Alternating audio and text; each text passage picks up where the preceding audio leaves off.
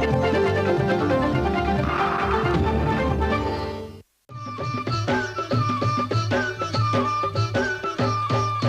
काळी आई धनधान्य देई, ही काळी आई धनधान्य देई. जोडते मनाची नाती आमची माती, आमची माणसं, आमची माती, आमची माणसं, आमची माती, आमची माणसं, आमची माती, आमची माणसं, आमची माती, आमची माणसं.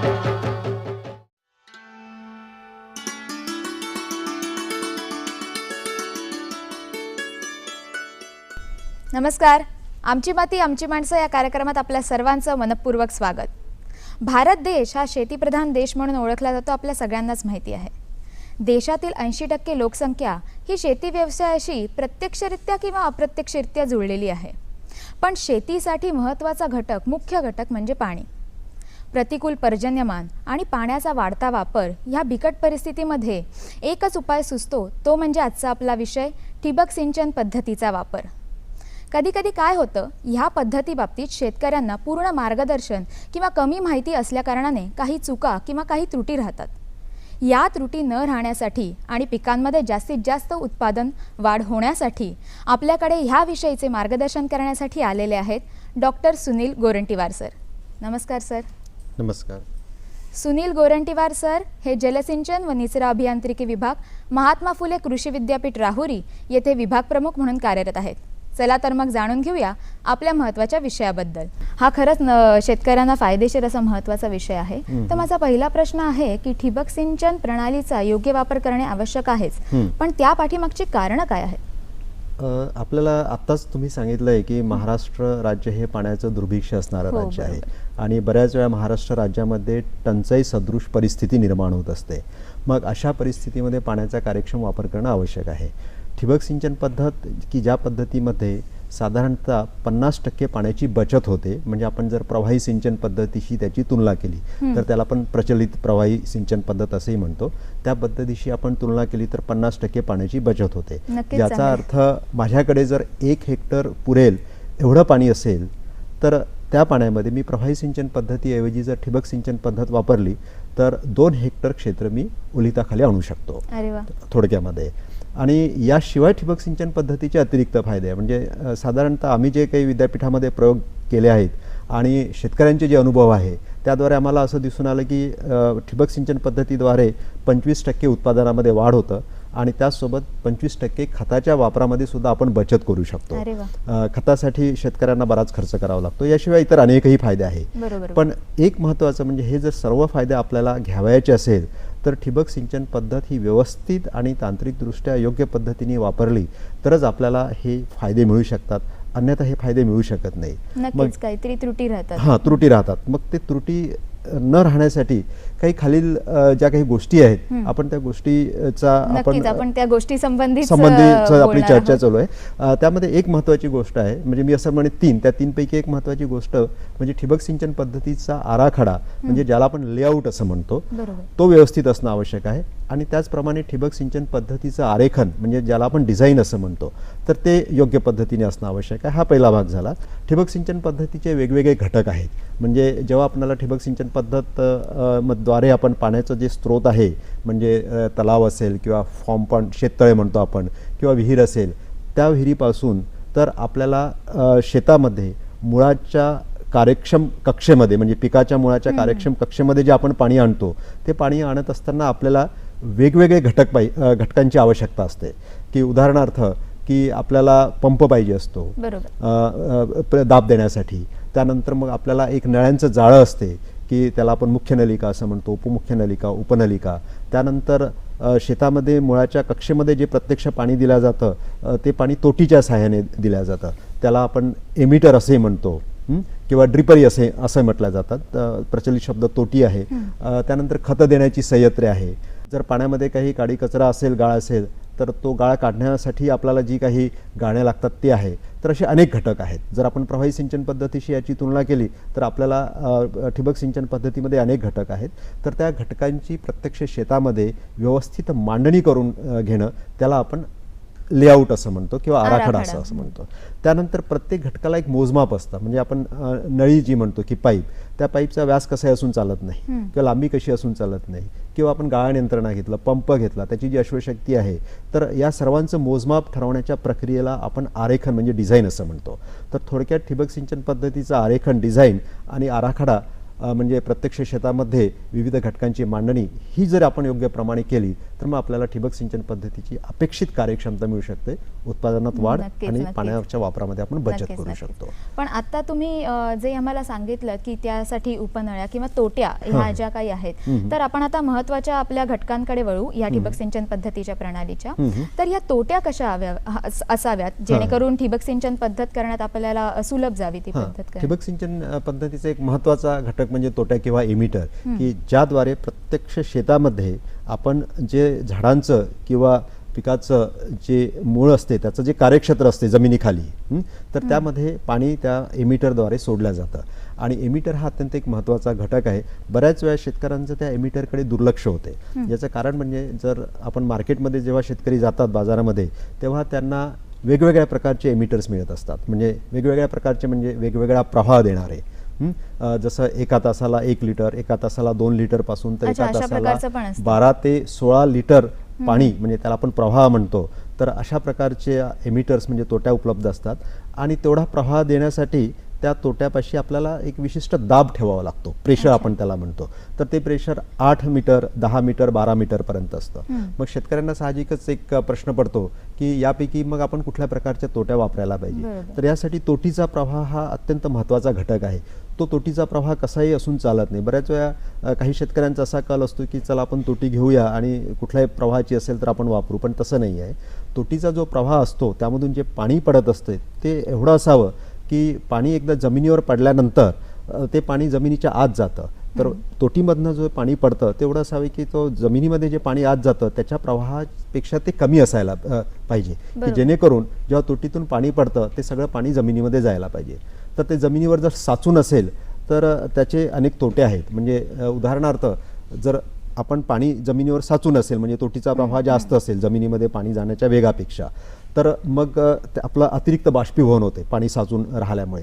पाणी जास्त काळ साचून राहिल्यामुळे बऱ्याच वेळा काय होतं की आपण ठिबक सिंचन पद्धतीमध्ये फार जमिनीचं सपाटीकरण करत नाही. त्यामुळे पाणी जे आहे झाडाच्या पासून खोडापासून बाहेर वाहल्या जातं. आणि बऱ्याच वेळा ठिबक सिंचन पद्धतीमध्ये 2 झाडाच्या ओळीमध्ये आपण कोरडा पट्टा ठेवतो. मग त्या पट्ट्यामध्ये पाणी चाललं जातं.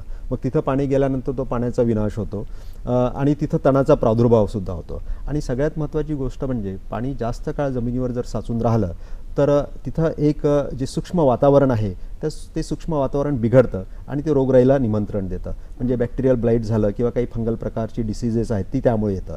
तर त्याच्यामुळे तोटीचा प्रवाह हा जो आहे जमिनीमध्ये पाणी जाण्याचा वेग त्याच्याशी निगडीत असायला पाहिजे. त्यानंतर तोटीचा प्रवाह हा खूप कमी पण नको. तोटीचा प्रवाह कमी असेल तर त्यामधून काही परिणाम असे उद्भवतात की तोटीचा प्रवाह कमी असेल म्हणजे तोटीचं जे छिद्र असतं ते सुद्धा कमी असतं, ॲक्च्युली छोटं असतं ते. मग त्यामुळे जर पाण्यामध्ये काही काडी कचरा गाळ वगैरे असेल तर आणि आपली गाळण यंत्रणा प्रभावी नसेल, कारण गाळ काढण्यासाठी आपण गाळण यंत्रणा म्हणजे फिल्टर लावतो पण बऱ्याच वेळा ती प्रभावी नसेल, तर मग त्या तोट्यामधून प्रवाह कमी होणे किंवा मग तोट्या बंद पडणे असं होतं. आणि त्यामुळे कार्यक्षमता जी आहे ती कमी होते. आणि त्यानंतर जेव्हा तोटीचा प्रवाह कमी असतो तेव्हा संच चालवण्याचा कालावधी वाढतो आणि बऱ्याच वेळा विजेचे तास कमी असतात. त्यामुळे शेतकऱ्यांना कमी प्रवाहाच्या तोट्या असेल तरी पण संच चालवायचा कालावधी वाढत असल्यामुळे आणि विजेचे तास कमी असल्यामुळे त्यांना अडचण निर्माण होऊ शकते. तर या सर्व बाबीचा विचार करता आम्ही काही प्रयोग घेतले.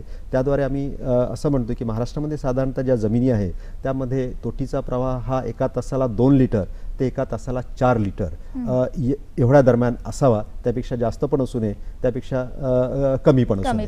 तर ही काळजी तोटीच्या प्रवाहाबद्दल किंवा तोटीबद्दल घेणं आवश्यक आहे. आणि एवढा प्रवाह मिळाला आपल्याला तोटीपाशी साधारणतः 10 मीटर म्हणजे 1 kg एवढा आपल्याला दाब ठेवावा लागतो. बरोबर.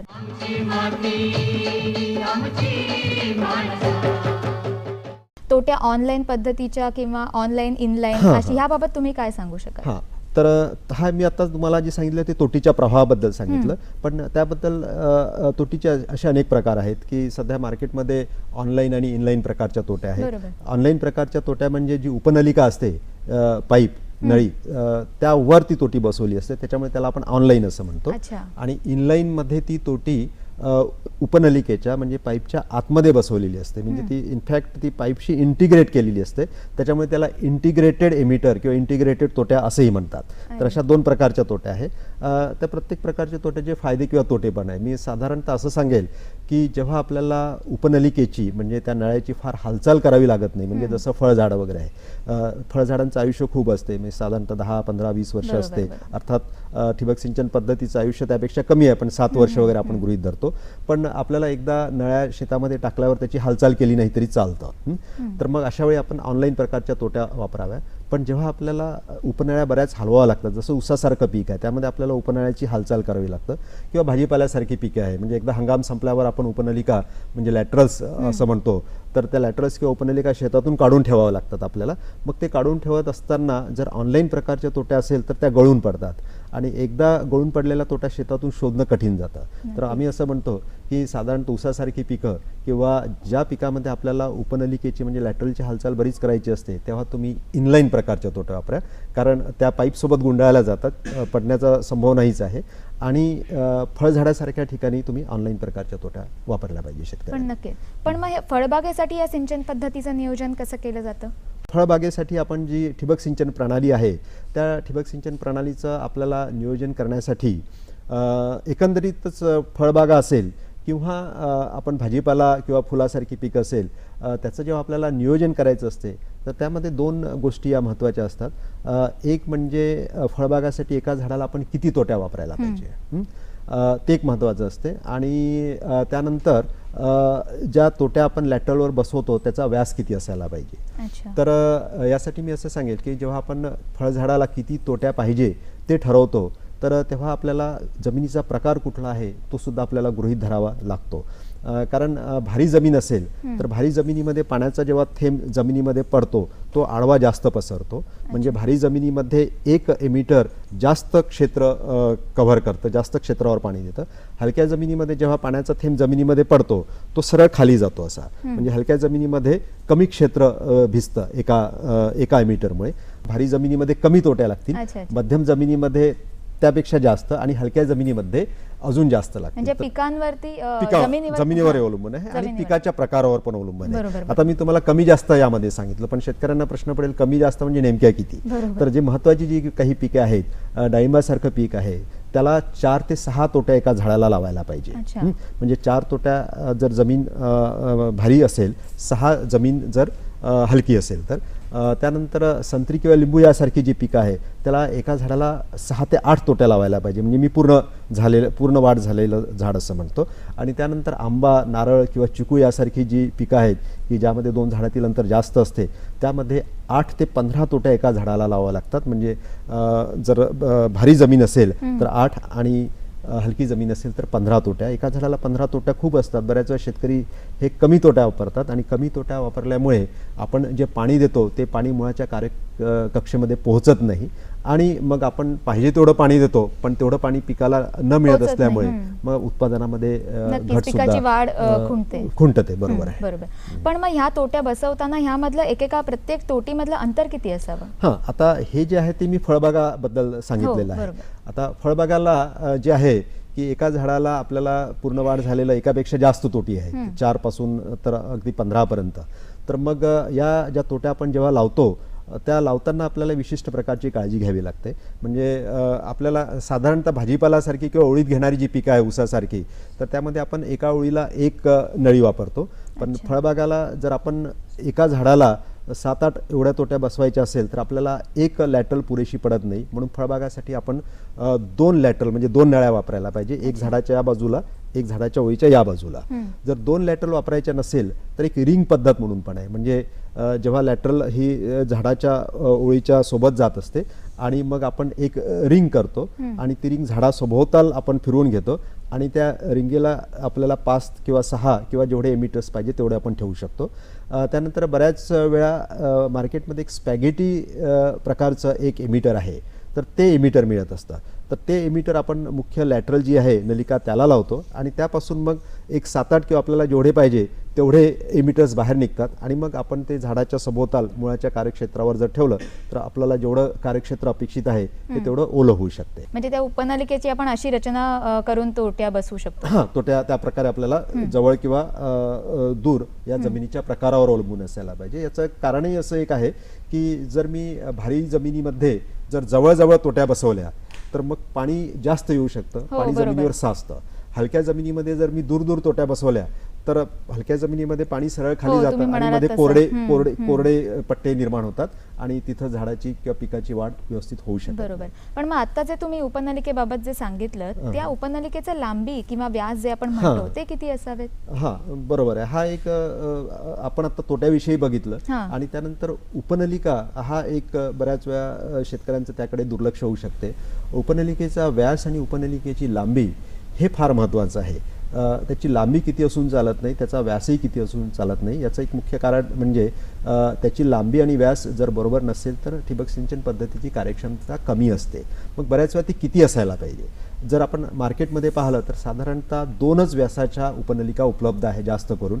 एक 12 मिलीमीटर व्यासाची आणि दुसरी 16 मिलीमीटर व्यासाची. म्हणजे मग शेतकरी एकतर 12 मिलीमीटरची वापरेल किंवा 16 मिलीमीटरची वापरेल. आता 18 आणि 20च्या पण उपलब्ध होत आहे, पण मी तुम्हाला 12 आणि 16 विषयी सांगेन.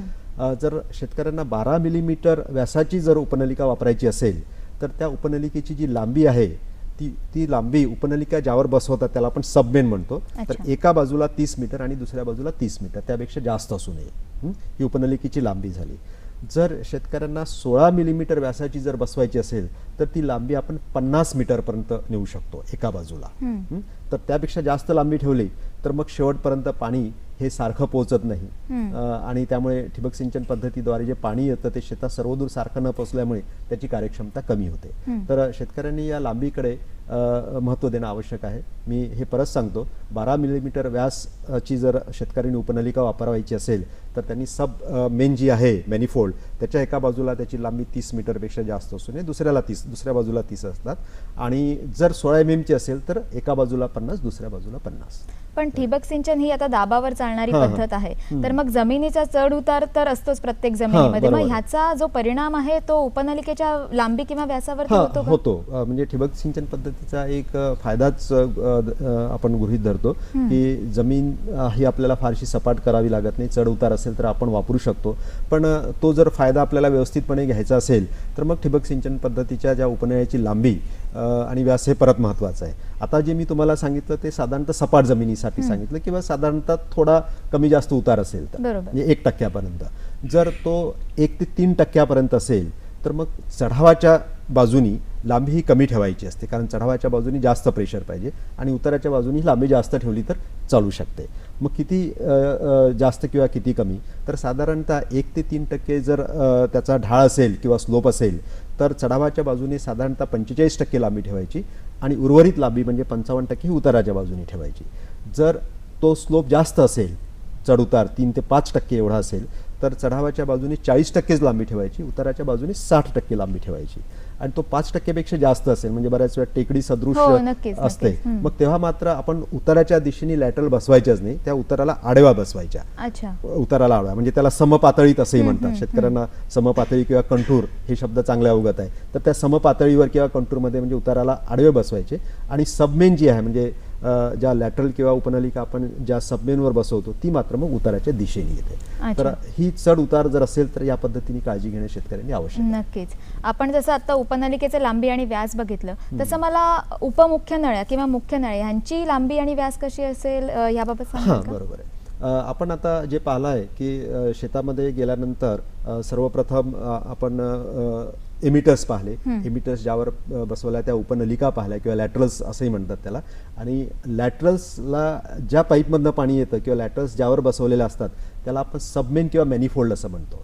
तर त्याचा व्यास आणि त्याची पण लांबी महत्त्वाची आहे, कारण जे पूर्ण पाईपचं जाळं आहे म्हणजे उपनलिका ही उपमुख्य नलिकेवर बसवतात, उपमुख्य नलिका ही मुख्य नलिकेवर बसवतात, हे आपण पाईपचं जाळं म्हणतो. तर त्या सर्वांचं व्यास आणि लांबी महत्त्वाची आहे. तर उपनलिका ज्यावर बसवतात त्या उपमुख्य नलिका त्या उपमुख्य नलिकेची जी लांबी आहे ती आपल्याला जर काढायची असेल, जास्त क्षेत्र असेल तर मग आपल्याला मात्र सूत्राच्या सहाय्याने काढावी लागते. पण साधारणतः कमी क्षेत्र असेल की 1 हेक्टरपेक्षा कमी, बहुतेक शेतकऱ्यांकडे 80 ते 90% शेतकऱ्यांकडे त्यापेक्षा कमी क्षेत्र आहे. बरोबर. तर त्यामध्ये मग आपल्याला काही ठोकतळे वापरता येतात. तर ते ठोकतळे असे आहेत की साधारणतः सबमेन म्हणजे उपमुख्य नलिकेचा व्यास हा 2 ते 2.5 इंच एवढा असावा, जर क्षेत्र 1 हेक्टरपेक्षा कमी असेल तर. अच्छा. आणि त्याची लांबी 100 मीटरपेक्षा जास्त असू नये. हे उपमुख्य नलिकेबाबत झालं. आणि मुख्य नलिका जी आहे, मेन लाईन, की ती आपण पंपाला किंवा फिल्टरला जोडतो, तर त्याचा व्यास हा उपमुख्य नलिकेच्या व्यासापेक्षा अर्ध्या इंचाने जास्त असावा. म्हणजे उपमुख्य नलिकेचा जर 2 इंच ठेवला तर मुख्य नलिकेचा 2.5, आणि उपमुख्य नलिकेचा 2.5 इंच ठेवला तर मुख्य नलिकेचा आपण 3 इंच. अच्छा, असं आणि रचना करू असं शकतो. करायला पाहिजे. उपमुख्य नलिकेची मी तुम्हाला लांबी सांगितली 100 पेक्षा जास्त नको. आणि मुख्य नलिकेची लांबी अर्थात शेत जे आहे तिथून तर पाण्याचं जे स्रोत आहे तिथपर्यंतचं जे जेवढं अंतर आहे तेवढी त्याची लांबी राहील. आमची माती आमची माणसं. आत्ताच आपण बोललो की फळझाडांना एकापेक्षा जास्त तोट्या लागू शकतात. तर मग ह्या जास्तीत जास्त तोट्या आपण एकाच उपनलिकेवरती कशा बसवू शकतो, त्याबाबत काही सांगा. मी थोडक्यात मग पण सांगितलं, पण आता थोडंसं विस्तृत हां, सांगतोय, बरोबर. कारण त्याची माहिती असणं आवश्यक आहे.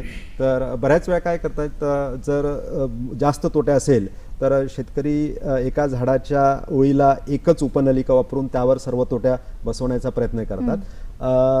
ते सुद्धा व्यवस्थित बसवल्या तर काही हरकत नाही. पण जर पाण्याचं जे आपण म्हणतो डिस्ट्रीब्युशन किंवा पाणी जे पडतं त्यामध्ये सारखेपणा जर यायचा असेल तर एक झाडाच्या ओळीच्या दोन्ही बाजूला अर्ध्या फूट किंवा 1 फुटाच्या अंतरावर 2 उपनलिका टाकायच्या. आणि ते जे इमिटर्स आहेत ते त्या दोन्ही उपनलिकेवर बसवायचे. म्हणजे जर डाळिंबाचं झाड आहे मध्यम प्रतीच्या जमिनीमध्ये आपण घेतो, त्याला साधारणतः 4 इमिटर लागतात. तर मग आपण काय करतो की एक लॅटरलची लाईन या बाजूला उजव्या बाजूला, एक लॅटरलची लाईन डाव्या बाजूला, एका लॅटरलवर 2 इमिटर्स आणि दुसऱ्या लॅटरलवर 2 इमिटर्स, म्हणजे एका झाडाला याप्रमाणे आपल्याला 4 इमिटर्स बसवता येतात. आणि यामध्ये दुसरं म्हणजे रिंग पद्धत सांगितली होती मी मग, की रिंग पद्धतीमध्ये म्हणजे एक मुख्य लॅटरल एकच असते आणि मग एक लॅटरल सारखाच पाईप हा झाडाभोवती आपण फिरवतो आणि ह्या ज्या 4 तोट्या आहेत त्या आपण त्या रिंगवर लावतो. तर अशा प्रकारची सुद्धा आपल्याला रचना करावी. बरोबर. हे आपण बोललो फळझाडांबाबतीत. तर ओळीत येणाऱ्या पिकांसाठी आपण जे ओळीत पिकं लावतो त्या बाबतीत उपनळ्या कशा आपण वापराव्या? आता मी फळझाडांच्या बाबतीमध्ये आपल्याला सांगितलं की एका झाडाच्या ओळीला आपल्याला 2 लॅटरल लागू शकतात. पण ओळीत घेणाऱ्या पिकासाठी हे नेमकं उलटं आहे. सुरुवातीला म्हणजे जेव्हा ठिबक सिंचन पद्धत भारतामध्ये आली तेव्हा आम्ही एका पिकाच्या ओळीला 1 लॅटरल वापरायचो ओळीत घेणाऱ्या पिकासाठी. पण लॅटरलचा हा खर्च ठिबक सिंचन पद्धतीच्या एकंदर खर्चामध्ये फार जास्त आहे, 20% आहे. आणि मग त्यामध्ये असं जाणून आलं की आपण लॅटरलचा खर्च हा कमी करू शकतो म्हणजे उपनळ्याचा. तर त्यामध्ये आपण काय करतो की 2 ओळी ज्या आहेत पिकाच्या त्या जवळजवळ घेऊन त्या 2 ओळीमधून एकच लॅटरल टाकतो आपण. म्हणजे जेणेकरून जर आपल्याला 100 लॅटरल लागत असेल तर आता 50च लॅटरल लागेल, कारण आपण 2 पिकाच्या ओळीला 1 लॅटरल वापरतो. त्याला जोड ओळ पद्धत असं म्हणतात. बरोबर. ती एक पद्धत, आणि साधारणतः ती एक पद्धत आता प्रचलित झालेली आहे. पण ह्या बाबतीत ज्या आपण मुख्य नळा ज्या पंपाला जोडतो त्या पंपाची अश्वशक्ती किती असावी आणि ती कशी काढावी हे सांगू शकाल? ही साधारणतः उपनळ्यांची आणि रचना झाली. पंपाची अश्वशक्ती हा एक महत्त्वाचा आहे. बऱ्याच वेळा शेतकरी यामध्ये काही चुका करू शकतात, त्या कुठल्या प्रकारच्या असतात ते पण मी सांगेल. पंपाचं मुख्य जे कारण आहे ते म्हणजे दाबयुक्त पाणी हे ठिबक सिंचन प्रणालीमध्ये सोडणं, हे त्याचं काम आहे. म्हणजे ठिबक सिंचन प्रणालीचा जो शेवटचा घटक आहे तोटी, त्या तोटीमधून अपेक्षित प्रवाह अपेक्षित दाबावर येण्यासाठी आपल्याला पंपाची अश्वशक्ती तेवढी असायला पाहिजे. त्यामुळे पंप हा एक या प्रणालीचा एक महत्त्वाचा घटक आहे. तर त्याची अश्वशक्ती नेमकी कशी काढायची मी एक उदाहरण सुद्धा तुम्हाला देऊन सांगेल. एक साधारणतः आपण असं गृहीत धरूया की शेतकऱ्याला एका झडपेखाली म्हणजे व्हॉल जो असतो 1 एकरचं क्षेत्र आहे आणि ते 80 बाय 60 मीटर एवढं आहे, आपण असं गृहीत धरू. कारण आपल्याला पंपाची अश्वशक्ती काढायची असेल तर त्या क्षेत्राला किती प्रवाह द्यायचा आहे तो आपल्याला काढायचा असतो. तर यामध्ये जर 60 मीटर आपण लांबी उपमुख्य नलिकेची आपण गृहीत धरली तर आपल्याला उपमुख्य नलिकेच्या दोन्ही बाजूला 40 मीटर लांबीच्या आपल्याला लॅटरल्स टाकावे लागतात. तर हे एक झालं. हे पहिले आपल्याला लक्षात द्यावं लागेल की आपल्याला साधारणतः 60 मीटर ही सबमेनची लांबी आहे आणि लॅटरल किंवा उपनळीची लांबी ही दोन्ही बाजूला 40 मीटर आहे. जर मी टोमॅटो सारखं पीक घेतलं आहे तर टोमॅटोसारख्या पिकामध्ये जोड पद्धतीचा जर अवलंब केला तर 2 लॅटरलमधील अंतर हे 1.8 एवढं ठेवावं लागतं. अच्छा. म्हणजे 2.25 मीटरपेक्षा थोडंसं जास्त. म्हणजे मग 2.25 मीटरपेक्षा थोडंसं जास्त अंतरावर मला लॅटरल ठेवायचे असेल तर मला एका बाजूला 33 लॅटरल आणि दुसऱ्या बाजूला 33 लॅटरल. बरोबर. पण आता शेतकऱ्यांना म्हणजे हा एवढा उपयोगी विषय आहे, तर ह्याला शासनाकडून काही अनुदान आहे का? हां, शासनाकडून अनुदान आहे. साधारणतः ह्या ज्या पद्धती आहेत या पद्धतीचा शेतकऱ्यांनी जास्तीत जास्त अवलंब करावा म्हणून शासन हे नेहमीच याबाबत जागरूक असते आणि शेतकऱ्यांना प्रोत्साहन देत असते. तर यामध्ये साधारणतः एकूण खर्चाच्या, आणि त्याला काही मर्यादा आहे, साधारणतः 50% पर्यंत अनुदान हे शासनाद्वारे मिळू शकते. पण मी याबाबत जर त्यांना सखोल माहिती घ्यायची असेल तर त्यांनी जवळच्या तालुका कृषी अधिकाऱ्याशी जरी संपर्क साधला तर ते त्यांना विस्तृतपणे माहिती देऊ शकते. पण शासनाच्या अनुदान योजना या बाबतीमध्ये आहेत. प्रेक्षक हो, माझ्या शेतकरी मित्र हो, आत्ताच आपल्याला जे सरांनी मार्गदर्शन केलं, ह्या ठिबक सिंचन पद्धतीचा वापर जर तुम्ही तुमच्या शेतीमध्ये केलात तर नक्कीच त्यामुळे पाण्याची बचत, रासायनिक खताची बचत तसेच जमिनीचा कार्यक्षम वापर तुमचा जास्तीत जास्त वाढेल, जेणेकरून तुमच्या पिकांना जास्तीत जास्त उत्पादन येऊन तुम्हालाच ह्याचा नक्कीच फायदा होईल. आपल्याला इकडे एवढ्या महत्त्वाच्या विषयाबाबत मार्गदर्शन केल्याबद्दल मी सह्याद्री वाहिनीतर्फे डॉक्टर सुनील गोरंटीवार सरांचे खूप आभार मानते. धन्यवाद सर.